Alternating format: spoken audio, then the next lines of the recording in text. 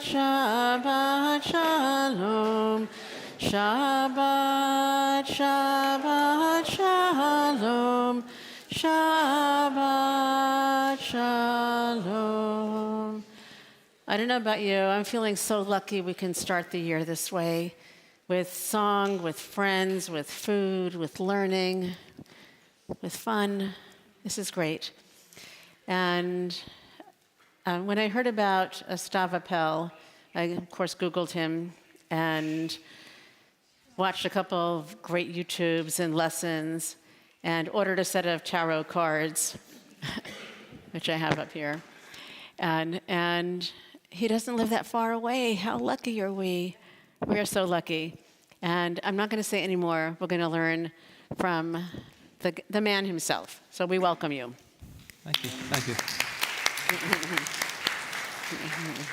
So thank you to, is my voice too loud? Is that okay? Okay, good. So first of all, just a first disclaimer, this is a very visual presentation. So if you have a hard time seeing the cards from here, there are seats over here and in the back there that might be better.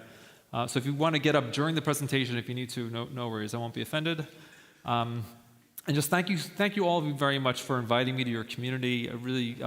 I'm very hungry for opportunities to share this story with others, because in many ways it's a story too crazy to believe.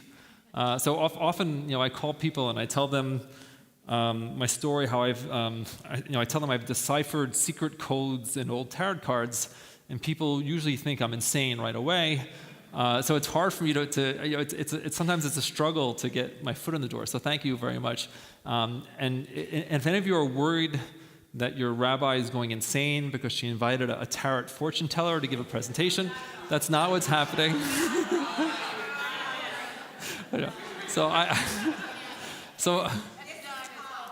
Oh, really?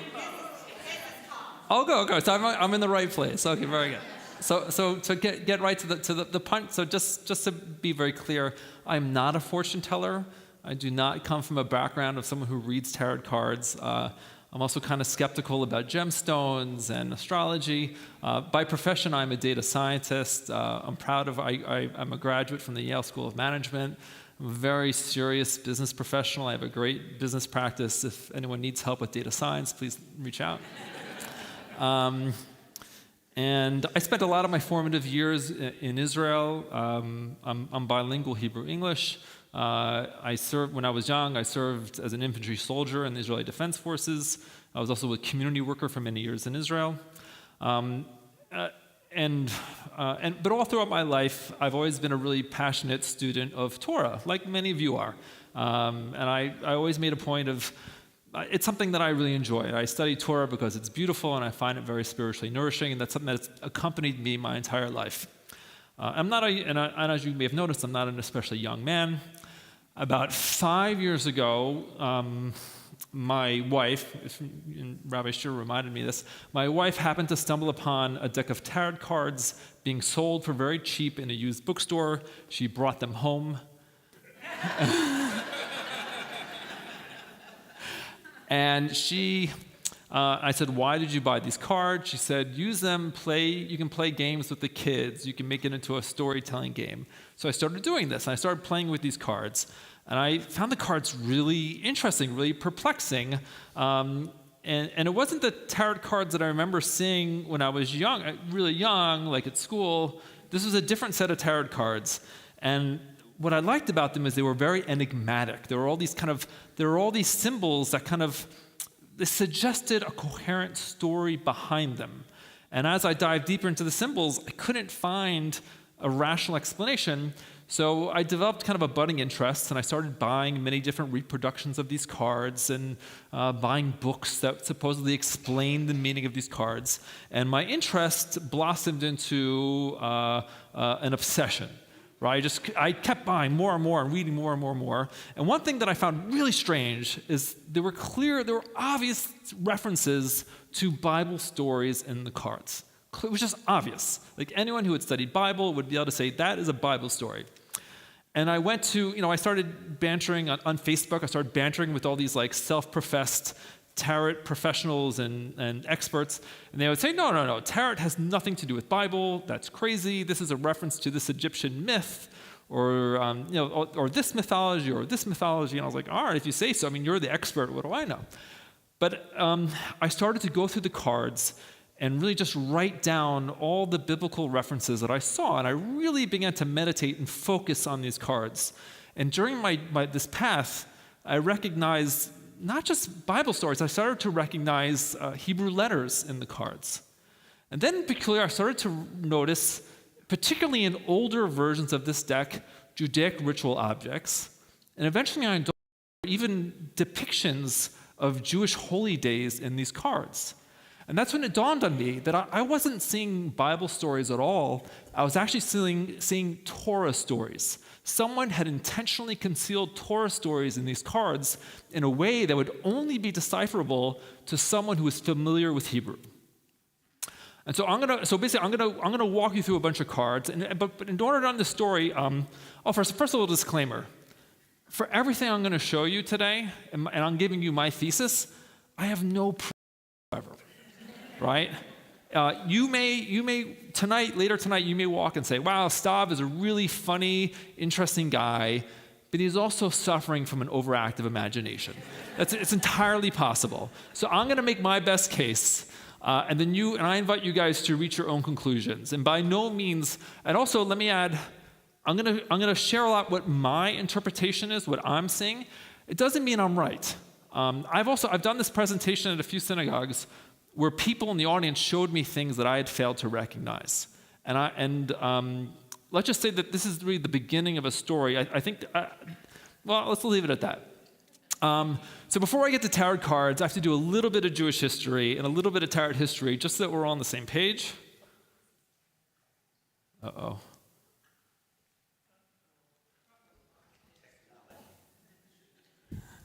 It was working a minute ago. Okay, here we go. Okay, next slide. All right, so I'm going to lecture you a little bit about tarot card history. Greg, can you go to the next slide? I'm going to have to say next. Okay, so when I go like this, it means next slide, okay? Okay, very good. Okay, so what I'm showing you now are some of the oldest tarot cards ever made. And these are from around the year 1500. This is called the Visconti Tarot. And tarot cards originally, they were called triumphi, which is kind of a play on the Roman word for a triumph, for a parade. It was like a mini parade of characters. These weren't even called tarot cards yet. But they created this very iconic cast of characters. This is Strength, this is Star, this is the Fool. And the batch size of production was 1. So a very fine artist would sit there and he would paint these very beautiful objects. And it was a work of fine art. It was very expensive. You had to be a very wealthy person to commission one of these. And I've read that people would commission them, let's say, at a wedding or a family celebration. So the way if you have a wedding, you hire a photographer to come and take photos. Back then, you would hire an artist to make a deck of tarot cards, and they would paint the characters and the likeness of your family members. And if you go to the Pierpont, the Morgan Library, and the Metropolitan, a few of these beautiful decks are still preserved. But again, this is the year 1500 around. So next slide, please. So now we advance. These are cards from the 1700s, and tarot underwent a real revolution, especially in France. And so now these are no longer produced by fine artists. So the batch size is no longer 1. These are wood block prints. So they're using wood block prints to produce large batches of cards, and it's become a business. It's like the beginning of bulk production. But there were a few changes made. So these are the same characters. Here again, it's Force, it's the Star and the Fool. But suddenly these cards have changed a lot. If you notice, there's actual official titles on them. There are numbers. And there's these kind of enigmatic, like all of a sudden the Star is naked. There's a bird there. Why is there this animal reaching towards him? There's all these kind of, suddenly there's a new layer of content that's not really clear what that means. Next slide, please. Okay, so these are the tarot cards you probably all know. These cards were made in 1909.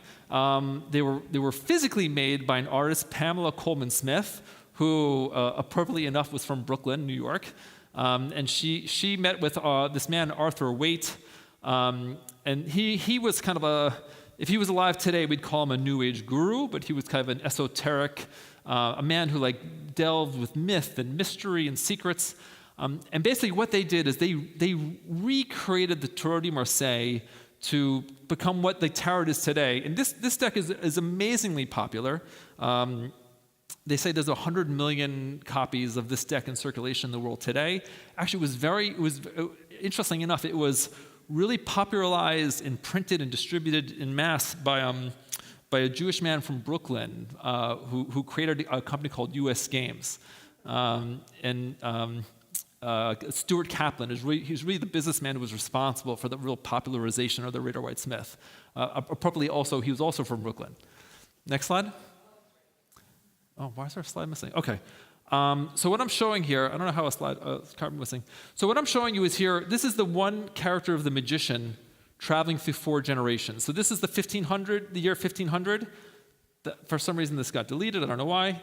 In 1889, there was also another version made where by a French esotericist by the name of Oswald Wirth, where he began to identify, he began to associate the cards with various Hebrew letters, and he put Hebrew letters on the cards. And he was kind of the beginning of what we call what's called now the occult Kabbalah. And the occult Kabbalists, it was a group of esoteric artists, we could say. They saw a lot of meaning in the fact that the Tarot de Marseille had 22 picture cards or trump cards or major arcana. And they said, well, 22, that must have some meaning. It must somehow resonate with the Hebrew alphabet. And they created what they called occult Kabbalah. And one of the core ideas of occult Kabbalah is that it has nothing really to do with Judaism. That Kabbalah itself is an older tradition that predates Judaism, that is explicitly not Jewish. And we'll get more on that. Next slide, please. Okay, so now that's basically I've given you a real nutshell history of tarot. Now I have to do the same, just to make sure we're all on the same page. I'm going to have to talk a little bit about what was going on for the Jews of Europe during this period. Next slide. Of course, you know, all great Jewish stories begin in 70 CE with the destruction of Jerusalem, when Rome had enough with the kingdom of Judea. They were tired that the kingdom of Judea would not worship Roman gods. They were even more upset that the kingdom of Judea did not want to pay Roman taxes. So Titus came with his armies. One thing led to another. They ended up destroying the temple in Jerusalem, the Beit HaMikdash, also known as Beit El, or the house of God. And Jews were forbidden to reside in Jerusalem. And this began the exile of Jews in Europe. We're going to fast forward about 1,000 years. So Judaism really it was originally a nation with a religion, and the state, it was one and the same. Judaism began to develop into a religion. One of the nations, or the kingdoms, where Judaism really blossomed was in the kingdom of France. Probably one of the most famous sages in the history of Judaism is Rabbi Shlomo Yitzchaki, who we call Rashi. Rashi, he taught and wrote and lived in France. This is a fairly recent stamp to commemorate an anniversary of Rashi's of life. And no, yeah, that was good. That was good. Perfect timing. You got yeah. And at this time, Catholicism was the primary religion in Europe. And for many centuries, there was kind of a live and let live relationship between Judaism and Catholicism. Of course, there were some horrible exceptions, notably what the first Crusaders did on their way to Jerusalem. But largely, Catholicism was not interested in policing the life of Judaism. Things took a really dramatic turn for the worse in the year 1240, when a Jewish convert to Catholicism alerted the Pope at that time, Pope Gregory IX. He alerted the Pope to the existence of this book called the Talmud. And he said the Talmud was filled with heresies against Catholicism, against insults to Jesus Christ, also obscenities. And the Pope was so incensed by this news that he asked various monarchs in Europe to hold a trial of the Talmud. They wanted to put the Talmud itself on trial. One king in Europe answered the call, and that was King Philip IX of France, and he conducted a trial against the Talmud. The chief rabbi of Paris at that time was Rabbi Yechiel ben Joseph. He ran the yeshiva in Paris. He was called to speak in defense of the Talmud. And this was a major event in the history of Europe. The trial was attended by the king, by the queen mothers, the chief church officers of France, by the leaders of the universities of France. And Yechiel and several other rabbis spoke in defense. And ultimately, the Talmud was found guilty of blasphemy, also obscenities, also of insults to Jesus Christ. And as a result, the Talmud was banned in France. They gathered all known copies of the Talmud, they brought it to a public square in Paris, and they burnt them. And this really was a major milestone, was a major moment in the changing of the relationship between the Catholic Church and Judaism, where slowly the Catholic Church began to target Judaism for destruction. King Philip at that time said, only a learned scholar can argue with the Jews, but any layman can put a sword in the heart of a man who insults Jesus, Jesus our Savior. And that was the spirit. And so what you see over the next 100 years, that the Catholic Church and the monarchs in France, they were not satisfied with burning Jewish books. They really wanted to purge France of any Jewish presence whatsoever. There were several... No, not yet. Sorry, good guess though.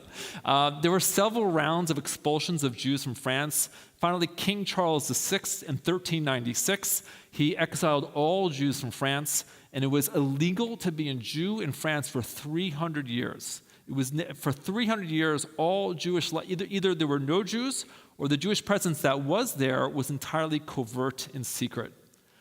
Ironically, next slide, okay.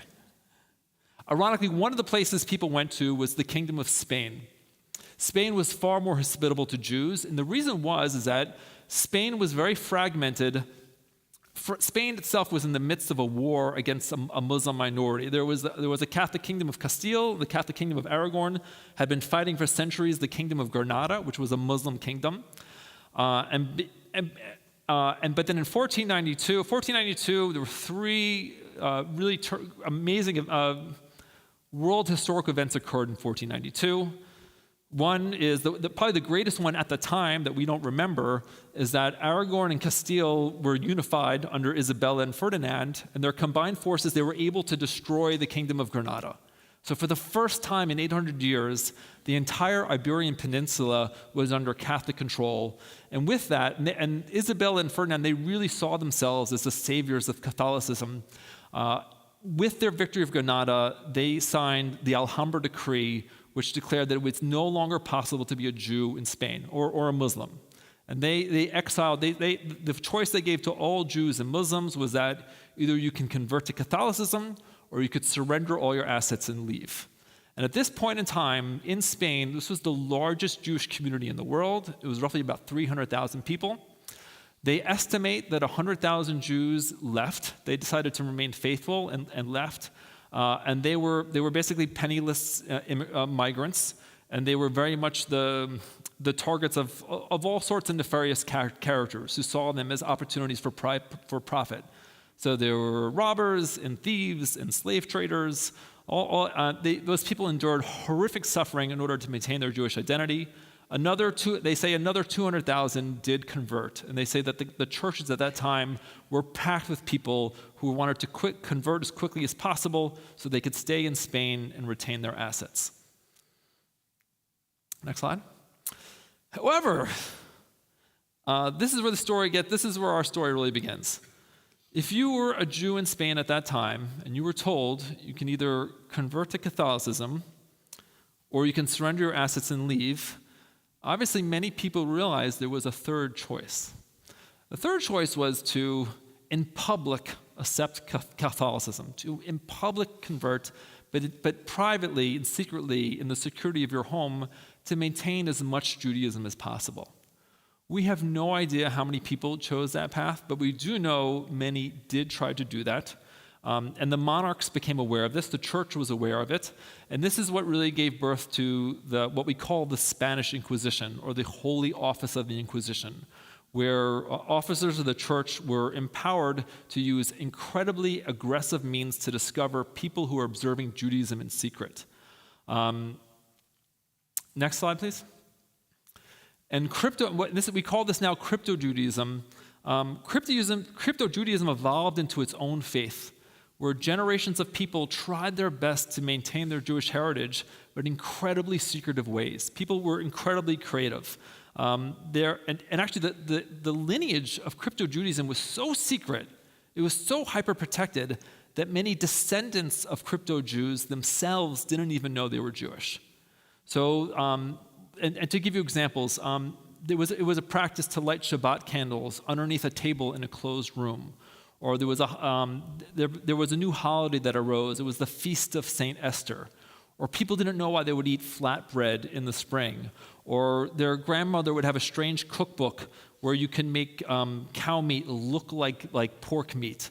All these creative, innovative ways to maintain some tiny thread of Judaic continuity. And nowadays we talk about the Spanish Inquisition. We know the Spanish Inquisition took place in 1492. That is a complete misnomer. I'll give you just one example. In 1649, there was an auto de fe. Auto de fe is called an act of faith. It's when they would do a public burning of people who were found guilty of heresy. Often the people burned to death at an auto de fe were people guilty of the crime of Judaizing, of practicing Judaism. In 1649, there was a very large auto de fe in which 108 people were punished for Judaizing, the crime of being Jewish. It took place in Mexico, in the colony of Mexico. There was 108 people were accused of the crime of being secret Jews. Only 57 of them were alive on the day they were publicly accused, because the other 50 or so had perished in prison beforehand. They hadn't suffered the torture and the investigation process in the Inquisition. On that day, 13 people were sentenced to death. But if you repented on the day of the auto de fe, if you confessed to your crimes and repented, you were granted the mercy of being strangled to death prior to the burning of your body. There was one gentleman on the auto de fe in Mexico who confessed to being Jewish, but said he was proud. Thomas Sambernino, I believe is how you pronounce his name. He himself was burned alive, for the crime of practicing Judaism. And actually the Inquisition continued to kill heretics up until the 1800s. So people think of the Inquisition as 1492, but that is not true. It lasted for several hundred years from its beginning to its end. Next slide, please. So that is the context. So now we're going to talk about, we're going to go back to Tarot. We're going to try to merge these two stories together. I'm going to tell you particularly, so remember I was telling you about this tradition called the Tarot de Marseille. The Tarot de Marseille is a folk tradition in France where they were creating playing cards. They were printing and selling playing cards. It was a business. But if you go back to the very oldest version of the Tarot de Marseille that I found, which is strange, it's the smallest version. It's the tiniest version ever made. It's kept today. It's in the French National Archives. It's categorized under as a playing cards. That's the category under which it's stored. And people think it's a little different than the Tarot de Marseille because it's very eccentric. As I'll show you, it's very eccentric. It's really different. And some of its images are a little shocking. Next slide, please. Why does this card keep missing? All right, go to the next slide. Okay, so this is the magician card.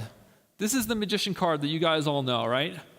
So I'm going to show you now, in the next slide, I'm going to show you the original magician card from the 1650 Tarot Jean de Marseille. And remember, 1650, at this point, Jewish life had been illegal in France for 250 years. It had been illegal to be a Jew in France. Next slide, please. That is the original magician card from the Tarot de Marseille. Do you notice anything different about his wand? What does it look like? Yes, yes, right. That's good. What about, let's focus here. What does he look like he has in his hand? A Someone else is thinking something else right now, but they're hesitant to say it. A grogger? Okay. Well, maybe you can't see from there. So to my eyes, actually go to the next slide, please. Next slide. Okay. What do you think? Do these look vaguely familiar, vaguely reminiscent of what's on the table? Who said Brit Milah? What he's holding in his hand, it's a circumcised penis. So the first time a magician in a tarot card was holding up a wand, it was actually a penis, a circumcised penis.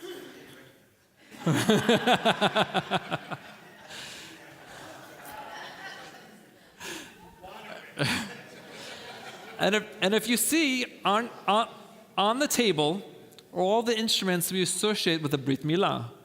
There's a glass of wine. There's a cup for spices. There's a little dish for sand. After you cut off the skin of a Brit Milah, you put it in sand. There's a knife. There's a magen. A magen is a triangular piece of metal that you pull the foreskin through and you cut so you don't hit the organ of the penis. Sorry, I didn't make it up. I just... There's a prayer book. Now, there's dice. If you count really carefully the dice numbers, the top of the dice is the number 8. Brit Milah is always conducted on the 8th day of life, even if it's on Shabbat. Go to the next slide. This is the first card. You see how his arms are held like that of the letter Aleph? This is Abraham. Abraham was the matriarch who did the first circumcision.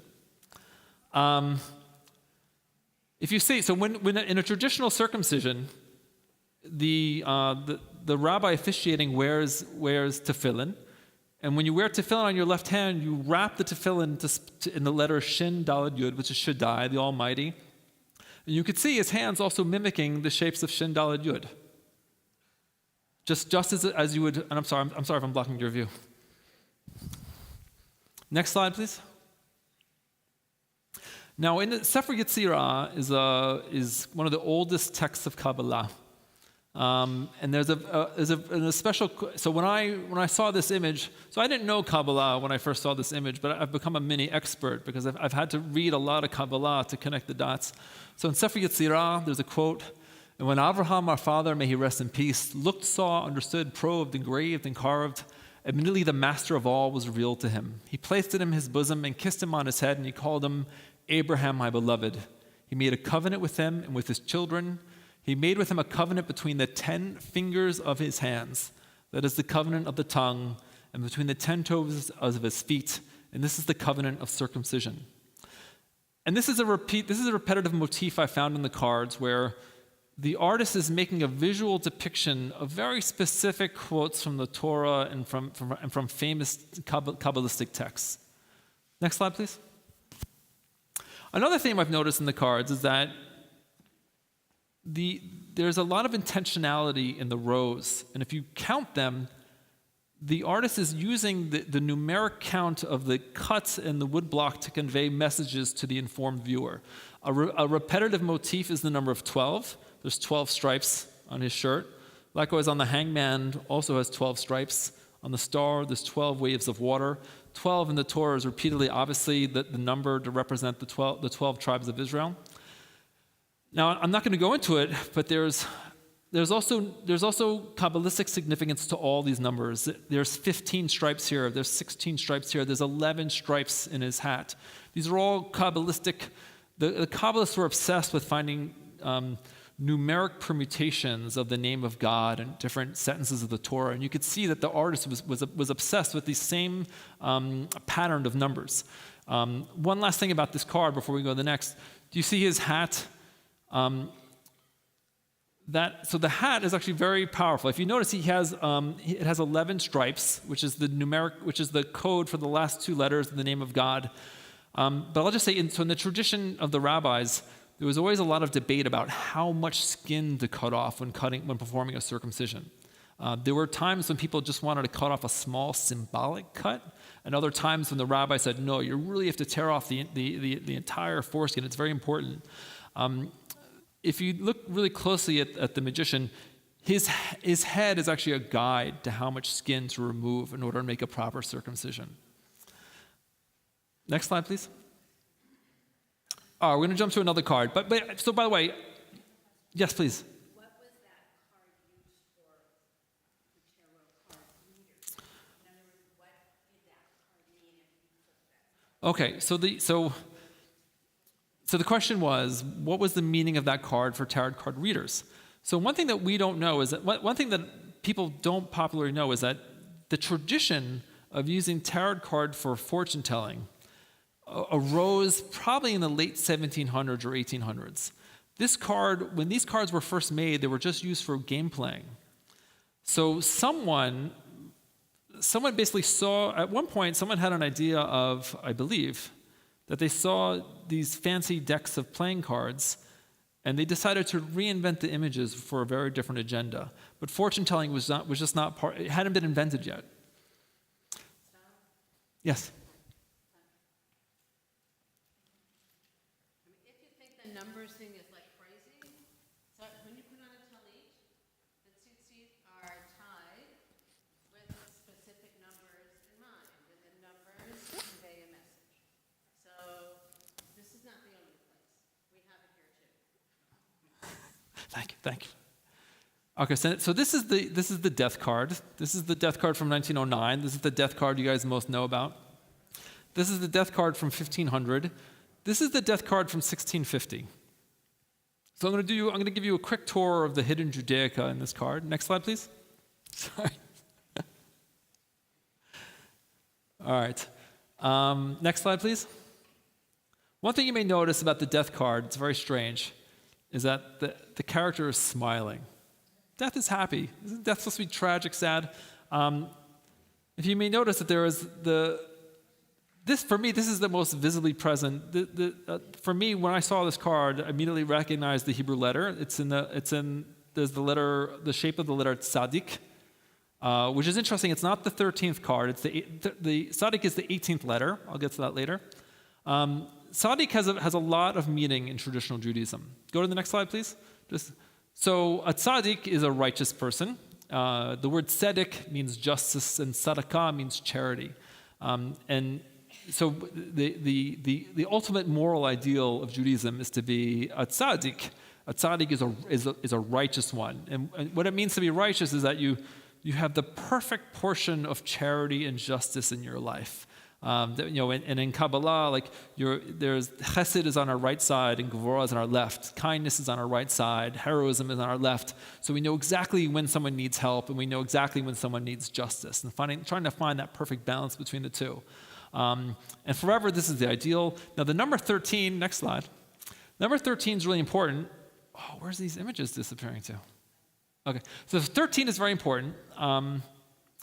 So in Judaism in the medieval ages and the Renaissance, the core of Judaism was summarized in 13 articles of faith that were written by a famous rabbi, Maimonides, the Rambam. The 13th article of faith was the belief in the resurrection of the dead. And this was rooted in the vision from Ezekiel, where Ezekiel was given this vision of the valley the valley of dry bones, in which he saw the righteous coming back to life. And this was a core aspect of Judaism, that you felt, that you believed that if you observed all these mitzvot, all these commandments successfully, at the end of time, you and the rest of the righteous would be brought to eternal life. Next slide. And this is like a traditional painting of the resurrection of the dead. That's the prophet Ezekiel seeing people coming back to life. Next slide. Oh, next slide. Okay. What? Okay. So Ezekiel, when he was grabbed and brought to show his vision of the valley of the dry bone, there's this line from Ezekiel: "V'yishlach tavnit yad v'kachni b'tzitzit roshi." He stretched out the form of a hand and took me by the hair, the tzitzit of my head. And you could see he has this little tassel, the tzitzit on his head. It's another reference to Ezekiel, and you can see that. Next slide, please.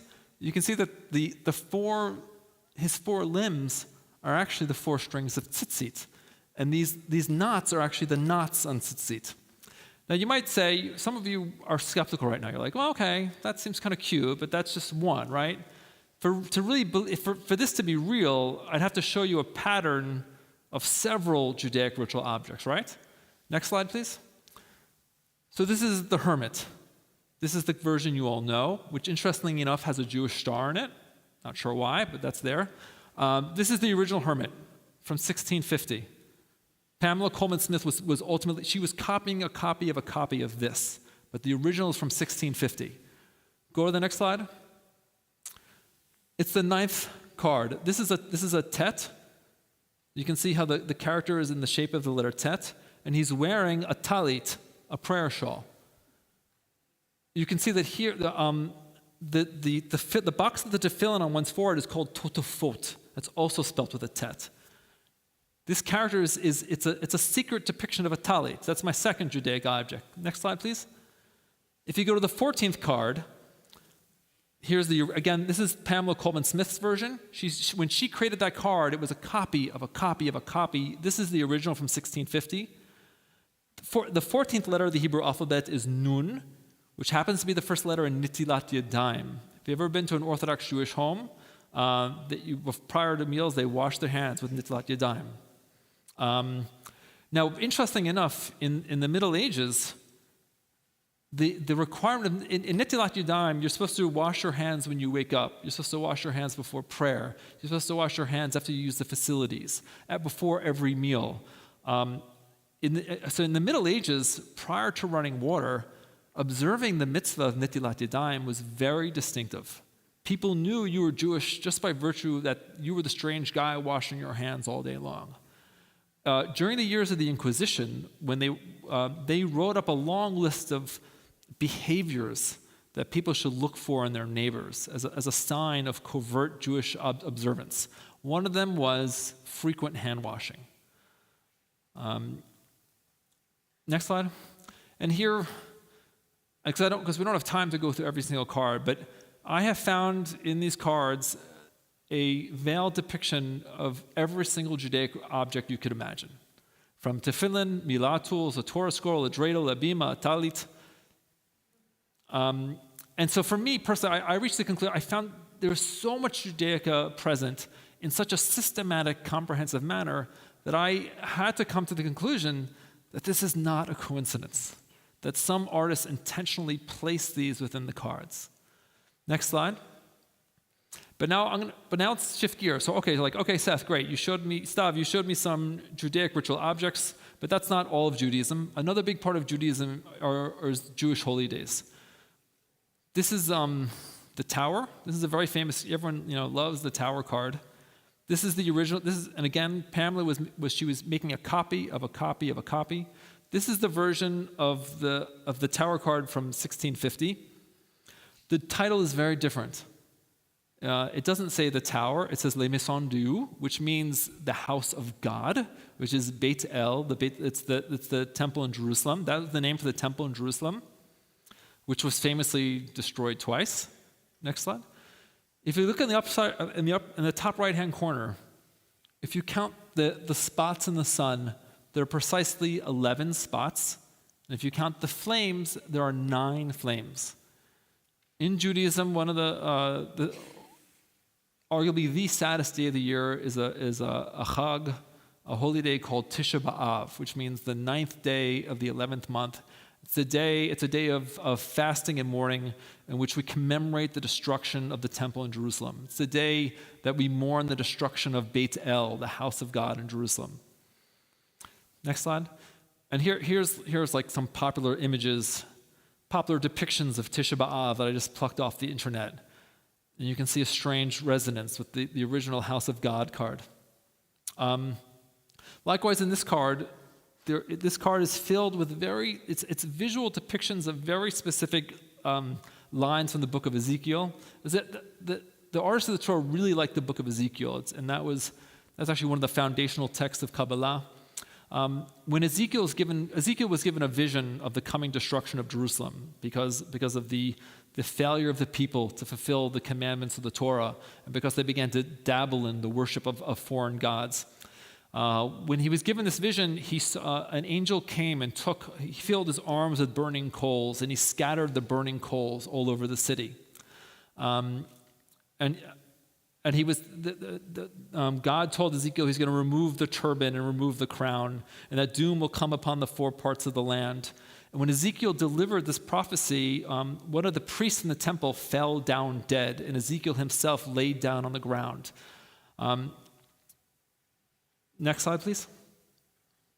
If you notice, the windows are in the shape of the Ten Commandments. Inside the house of God, in the holiest of holies, were kept the original tablets of the Ten Commandments inside the Ark of the Covenant. Next slide. The sages make a lot. So the first and second temples stood for a total of 830 years. If by perhaps coincidence, there's 8 thorns in the crown, there's 30 globes in the air.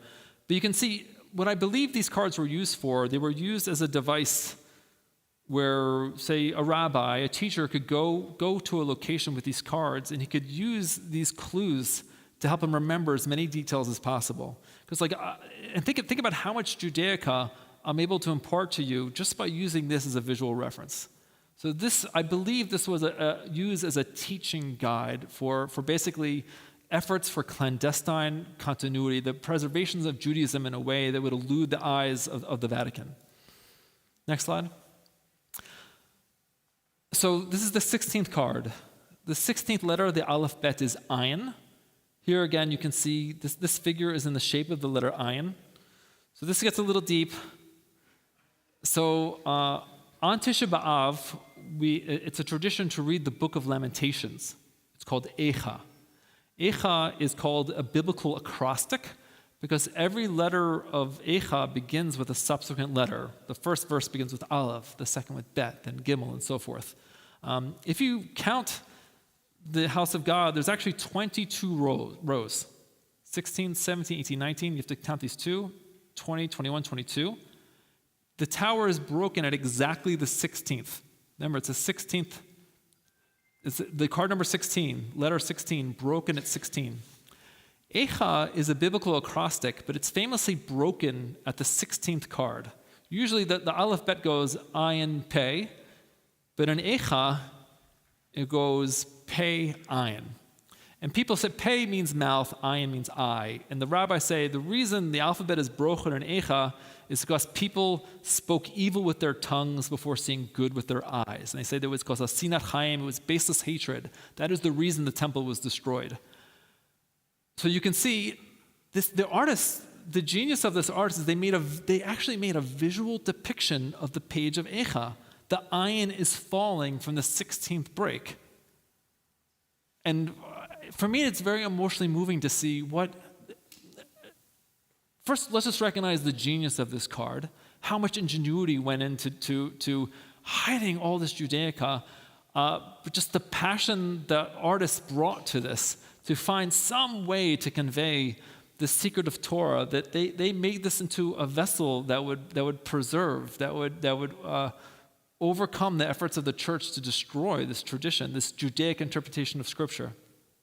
Next slide. All right, so we're running out of time, so I'm going to jump through a few more really quickly. This is the hangman. I think hangman's a really famous card. In the original hangman from 1650, the character is actually smiling. He's very happy. Anyone know who's the famous hangman of Judaism? There's one very famous hangman. Haman the hangman. Haman was hung from a tree. The holiday of Purim occurs on the 14th day of the 12th month. If you count his buttons, he has 14 buttons. The card number is 12. Haman was from the tribe of Amalek. Amalek begins with an ayin. If you count his hair, there's 16 strands of hair. There's a famous story in the Midrash where Haman was forced to give Mordechai a haircut.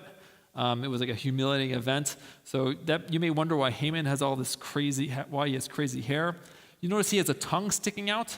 Haman was known. Haman's superpower was lashon hara, the evil tongue. And for many, it used to be a generation. It was a tradition on Purim to eat pickled tongue to remember the evil tongue of Haman. So his hands are very distinctive. We know on Purim, when you hear the name of Haman, you're supposed to clap your hands really loudly. There are 10 cuts of wood on either side, because when Haman was hung, he was hung alongside his 10 sons, who were also punished for their plot against the Jews of Persia. And go to the next slide, please. And these are like, there's many. I found many of these images. If you go to old illuminated manuscripts, there's often depictions of Haman being hung. And in this one, actually, you can see he's being hung from a tree with his 10 sons. And why is Haman upside down? Why is the hangman upside down? Purim is known as the upside down holiday. It's known from a very specific line in Esther. It says, Purim was a yom. It was a day that was nafoch meyogon l'simcha. It was a day that was turned over from grief into joy. And so Haman and it says Haman was foisted upon his own head because of his evil plot. So again, the artist is taking what was usually conveyed in text and making it visual so that it would elude the eyes of the people who are not meant to understand it. And that's why the hangman is happy, because Purim it's a day of joy, a day of happiness. Next slide. Okay, this is we're next to the last one. So we're doing this because it's Simchat Torah is coming up. This is the Wheel of Fortune card. Go to the next slide, please. If you can see, he's holding his hand out, and he's holding this stick. When we read a Torah, we use a Torah yad pointer, a yad. This is the 10th letter of the Hebrew alphabet, which is yud. Yud is a close homonym for yad. So he himself is an anthropomorphized yad. This character is wearing a strange belt. So there used to be a tradition that when you would pray, you would wrap a gartel around your waist to make a division between the holy upper part of your body and the profane lower part of your body. There's another type of gartel, and it's called a gartel. There's another type of gartel which is wrapped around a Torah scroll to keep it closed. So this is a gartel that's wrapping around this wheel. There's an angel dropping, kind of blocking the way of a donkey. There's a famous story in the Torah called Balaam's ass, where Balaam was an evil prophet who was sent to curse the 12 tribes, and he was riding a donkey, and the donkey saw an angel with a sword in the road, and the donkey wouldn't let Balaam, and Balaam started beating his ass, the donkey would not move. Balaam fell off the donkey, and then he sees the angel of God blocking the road, and that's when he understood, I cannot curse what the Lord God has blessed. And then he uttered a blessing instead, the words "Ma tovu ole Yaakov," and that became a blessing, and it's a blessing you say upon seeing the Torah in a synagogue. And what is this wheel? So the inside of a Torah scroll is called Etz Chaim. It's called a tree of life. And there's one holiday in particular where you see the tree of life. And that is on Simchat Torah, because you've reached the very end of your Torah scroll and you round it all the way to the beginning. And on this holiday, we dance hakofot around the Torah scroll. So this, I believe, I will make the argument, this was the artist to make a secret depiction of the holiday of Simchat Torah, where these characters are dancing around the inner wheel of a Torah scroll. I think we'll do one more. Next slide, please. Oh, there you go. Here we are. We're dancing hakofot. And these are the locations. These are all the forbidden holy days that you can find concealed. We'll do one more. There's one more I'll do for you tonight, because there's one more we'll do. Next slide, please. These two cards give us a hint about an episode of the history of tarot that's probably lost for us forever, but we can speculate. We can make an educated guess. This is kind of like a polished version of the card from 1650. And this card on the right, this card is from 1760. This card is from 110 years later. Now they're both the are they right? Okay, that's 15. This is the 19th letter. The 19th letter is Kuf. I will tell you that you see there's a man who's greeting a woman, a naked woman. There's a wall. There's a sun. I'll give you a couple hints. She's holding an egg. If you count the rays of the sun, there's 18. If you count the spots in the sky, there's 18. In Shabbat, in Kabbalah, Shabbat is normally referred to as the greeting of the Shabbat bride. So what an artist has done here is they've made a depiction of someone greeting the Shabbat bride. In the negative space of their legs is hidden a shin for Shabbat. Their arms are held in kuf for kodosh, Shabbat Kodesh, the Holy Shabbat. She's holding an egg because you eat a lot of hard-boiled eggs on Shabbat. On Shabbat, it's forbidden to work. There's explicitly 39 types of work that are forbidden, that are forbidden on Shabbat. The Talmud goes into great detail. If you count the bricks in the wall, you'll find exactly 39 bricks. And why is there a wall? Why is there a wall? Because on Shabbat it's forbidden to work. You're not even allowed to carry keys. You're not even allowed to carry a book on Shabbat, except within the confines of your community. And your community is defined by the boundaries of an eruv wall. So within the wall, you can maintain basic family life. There's actually an entire tractate of the Talmud about this, about the eruv wall. So this is, and why is 18 important? So Shabbat candles are always lit precisely 18 minutes before the sun sets. That's why there's 18 flames in the sky, and there's 18 spots in the sky. It's a way to remind you, you're going to observe Shabbat. There's 39 pieces of labor that you have to avoid, and you're supposed to greet the Shabbat bride on Friday night, and you light your candles 18 minutes before the sun goes down. It's a tool to teach someone the traditions of Shabbat. All right, but here's the mystery.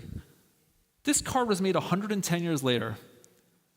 There's many more bricks than 39. The artist who made this didn't know that this was Jewish.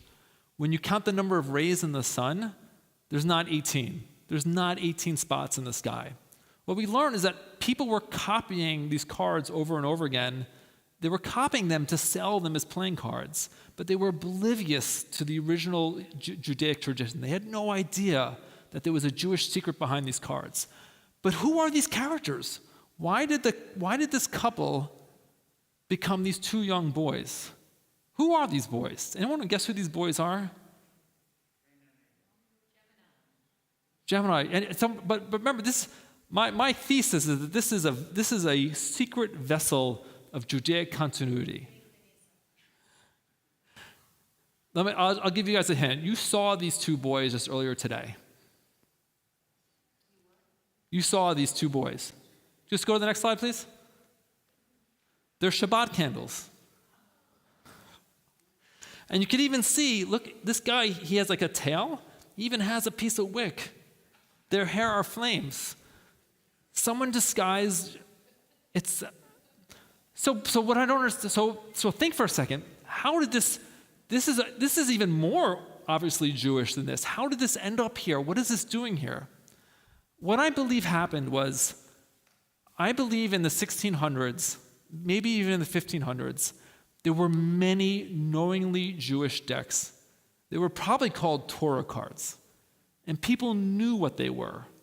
But over the years, there were so many generations of copyists and copyists and copyists who had no idea what they were copying. And what we can see, we can see evidence of these other decks in the later cards, but this wasn't knowingly Jewish, this is accidentally Jewish. And I call these Jewish echoes. They're faint echoes of an ecosystem of Judaic art that is now completely lost to us. These cards did not survive. And a very peculiar, if you read about tarot history, people often mention how we have lots of decks from the 1500s, and there's lots of decks from the 1700s. But for some reason, nobody knows where the decks from the 1600s are. Nobody knows where they are. I believe that at some point the Catholic Church was aware that these were knowingly Jewish Torah cards and that they were intentionally destroyed. And that is why there's a huge blank spot in the history of knowingly Jewish decks. And this one card, go to the next slide, please. Actually, I'm sorry. This is kind of like the last thing I want to so the Jean Noblet Tarot de Marseille, this is this one deck from 1650. It's the only existing deck of tarot. It happens to be the oldest deck in the tradition of the Tarot de Marseille. It is the only deck that I ever found where I'm absolutely convinced it was created by someone who knew it was a vessel for Jewish knowledge. And it is in the archives of the French National Museum, and it's listed as playing cards. People think of it as a very kinky deck. They think it's very funny that it has an exposed penis in it and it has a naked woman in it. It's seen as kind of like the funny. It's a card. It's a set of tarot that people make a lot of jokes about. I believe it is our Rosetta Stone. It's a window into a lost piece of Jewish history where we had some ancestors who were truly heroic in doing whatever they could to preserve their Judaism in a time when Judaism had been targeted for destruction.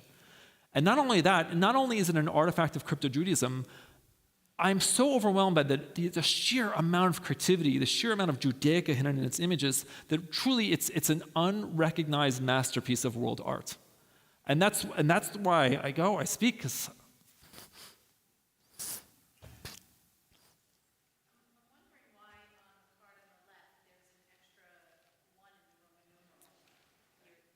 I don't, so the number may just be missing here from this print. I don't, so later, I think there's a number, there may have been another number here, but what I found is that the later artists, they made all sorts of changes. They moved cards around, they changed the sequence. So if I had never seen the Noble, I never would have stumbled upon this. I never would have realized this. I saw hints of Judaica in the later decks, but when I really learned the Noble, that's when I saw, oh, this is Jewish. Any other questions? Wait, can we just stop for a second?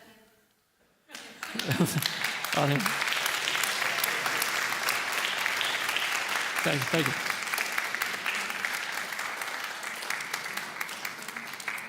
No sense of authorship.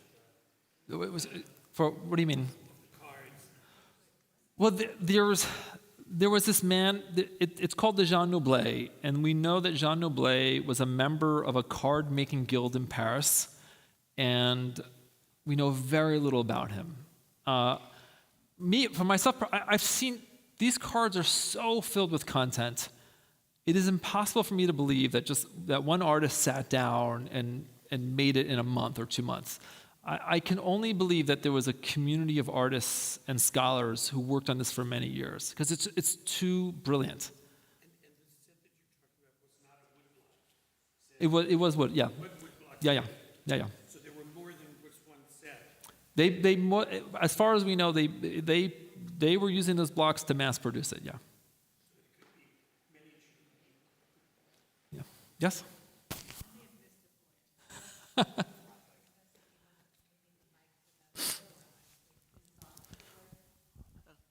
you. I may have missed the point in the discussion, but I was curious. The man who brought the Talmud, which I assume was written in Hebrew, to the Pope Yes. at the very beginning. Yes, right? Nicholas Dunham. His name was Nicholas Dunham. He was a Jewish man who had a lot of he had a very acrimonious relationship with the Jewish community. He converted to Catholicism, and he alerted the Catholic authorities to the existence of the Talmud. Yes. Okay, he was a Jewish man. That's the part I missed. Yep. Okay, thank you. The Talmud's mostly in Aramaic, but for the record. Any other questions or challenges? Yes. How did these,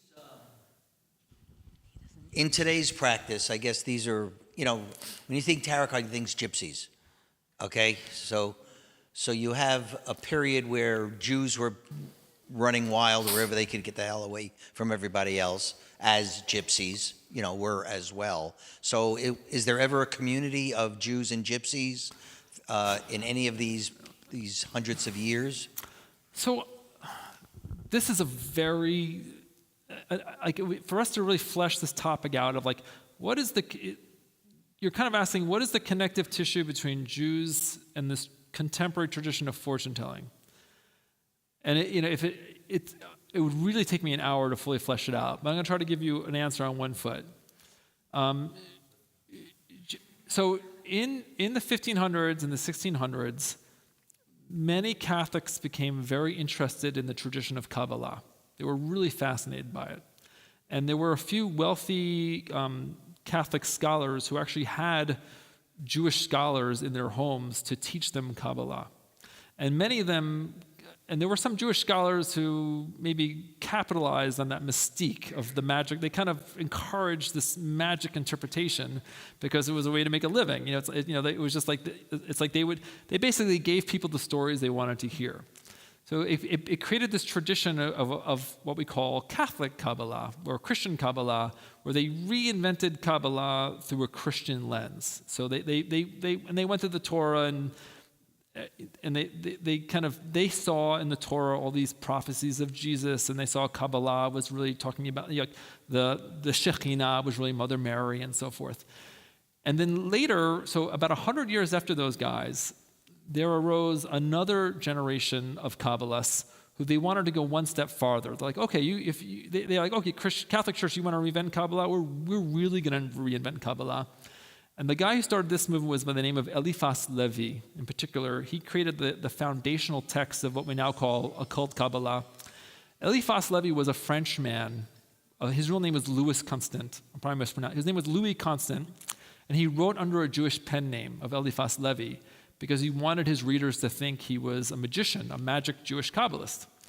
And he started this whole concept of Kabbalah really having nothing to do with Judaism. He called his book the Book of Ritual and High Magic.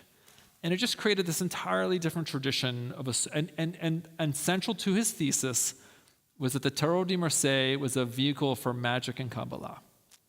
And he started this whole tradition of using tarot cards for fortune telling. And quite frankly, I'm not doing justice to the story, but it's like, basically someone misinterpreted the Judaica and grabbed that torch and ran with it. And as a result, you now have, and that led to Aleister Crowley and the Golden Dawn, and that entire tradition of occult Kabbalah is all based on that initial, it's a misinterpretation of the Judaica, and it's also an intentional denial of the Judaica. It's like to me, it's amazing to me. In the 20th century, there was this fierce debate between the occult tarot people and this historical tarot, this school of historical tarot. These historians and occultists kind of debating back and forth about the occult tradition of the tarot, and the occultists point to symbols like, oh, there's a Torah scroll here, or there's a Hebrew letter, and the tarot historians say, oh, that's impossible because Eliphas Levi wasn't even born yet. That can't be there. And they keep debating about these symbols. They keep seeing Jewish symbols as occult symbols. It never occurs to anybody, but wait a second, if there's a Hebrew letter in a card from 1650 France, who actually was hiding Hebrew letters in the occult Kabbalah didn't exist yet. There was a community that was hiding Judaism at that time, and they were actual Jews. And it's mind-boggling to me how amongst the occult Kabbalists and the tarot historians, no one ever thought to connect these obvious dots to Judaism. It's baffling. I'm sorry, I kind of got off your topic a little bit. That's good. Okay. So I have two questions. One kind of simple. What's the meaning of tarot? Nobody knows.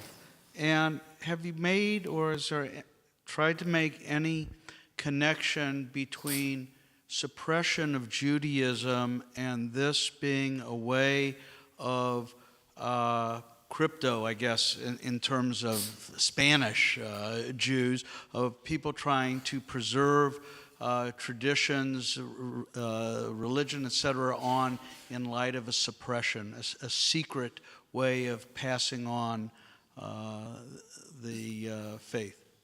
So first of all, no one really knows the meaning of the word tarot. There's lots of theories, but no one really knows. For me, there's an absurdity of these. There are these 22 picture cards that are called tarot. For me, it's a speculation, but tarot sounds an awful lot like Torah. It sounds like a play. It's a switch of the O and the A, Torah, tarot. But no one knows for sure. I have no letter from a rabbi saying that was the origin. No, actual tarot scholars say we don't know the origin of this term. So when we look at these decks from 1650, I can't tell you what this deck. I can't go back. I don't know why they created it. I don't know for sure. I can tell you that I'm very confident that someone has made it a highly encoded, concealed depiction of every Judaic ritual object, of every Hebrew letter, and every Jewish holy day. For me, the only reason why someone could possibly do that was to make a secret tool for Jewish education.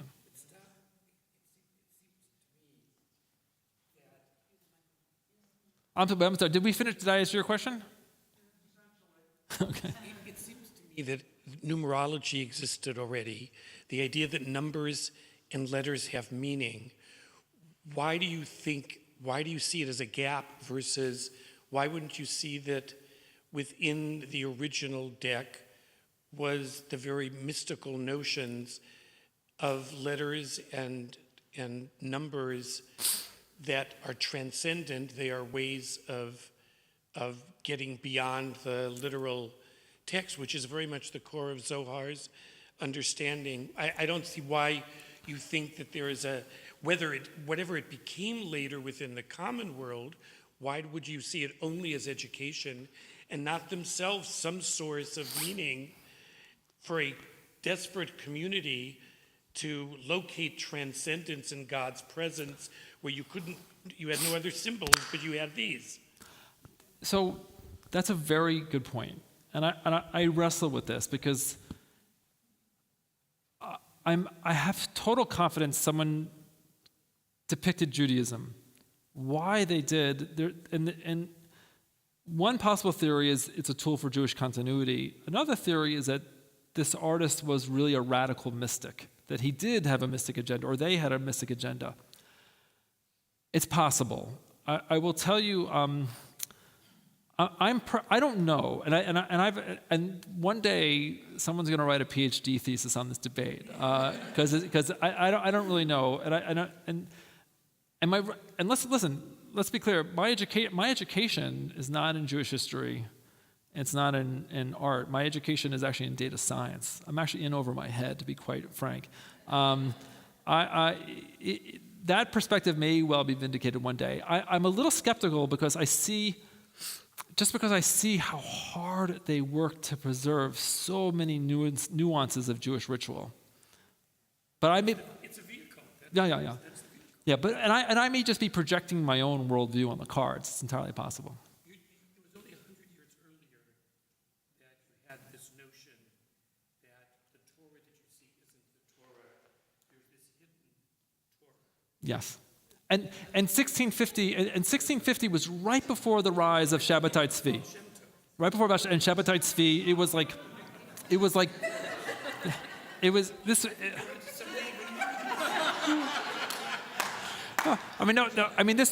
This was peak Kabbalah. This was the zenith of the popularity of Kabbalah. Absolutely.